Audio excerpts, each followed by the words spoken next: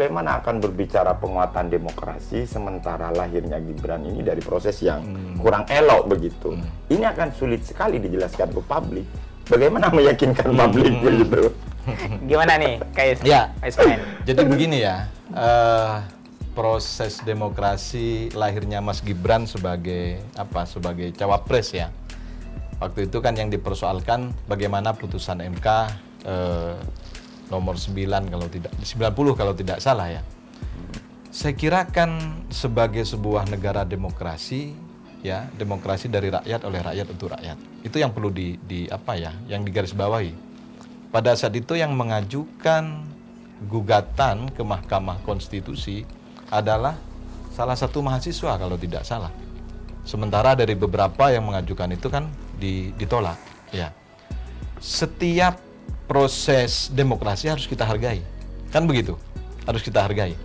Apakah kemudian itu menjadi sebuah perdebatan di publik hari ini? Apakah itu ada segala macam polemik dan segala macam? Tapi itu sebuah negara demokrasi, maka kita wajib menghargai, kan begitu? Harus menjunjung tinggi semua proses yang terjadi, kan begitu? Tidak boleh kemudian kita menjudge, oh ini salah, ini begini segala macam.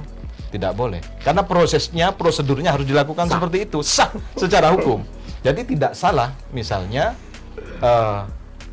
terkait dengan lahirnya atau hadirnya Mas Gibran hari ini menjadi cawapresnya Pak Prabowo, hadir dari proses review dari undang-undang, kemudian itu diterbitkan oleh Mahkamah Konstitusi. Saya kira tidak ada persoalan itu. Karena proses hukum hari ini kita kan negara hukum. Kan begitu. Jadi tidak ada salahnya ketika proses itu dijalani sesuai dengan mekanisme hukum yang ada di negara Republik Indonesia. Walau akhirnya ketua MK-nya juga harus tergeser gara-gara memutuskan hal itu. Ya, saya kira tidak ada persoalan. Saya kira tidak ada. Itu kan proses juga kan?